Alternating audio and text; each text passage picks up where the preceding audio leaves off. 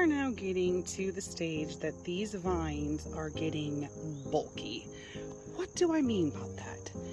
All of this in here is very thick to the point where you really gotta try to see any light through there. What's happening is that all of this new vine up here that's growing all the way up, reaching for the sky, comes on back down and folds over all of the older leaves back in here. So what we like to do is kind of maneuver in and beyond the newest part of the vine and get some of these older leaves off of the vine. You can see the lack of sunshine is making them die off anyway. So this is a young cucumber beetle. And when you see them coming around, you're gonna wanna give them a squish. They like to lay their eggs on the undersides of our leaves. And so this time of year is when you're gonna start to see them wandering around on the undersides of leaves. You might find some egg pockets.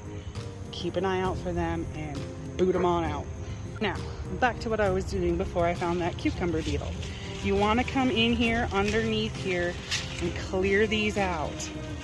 All of these back in here that aren't getting any sunlight, they're just gonna continue to die off. And if they're sitting on top of, oop, there's one, two hiding right in here because you couldn't even see them. The vine's gotten so thick. This laying on the gourd meat like that is gonna promote rot to form right where this was. So we wanna try and give these some airflow. Same with back here. You get those out of there. You're not hurting anything. You're not hurting the plant at this stage of the game. Thinning all this out.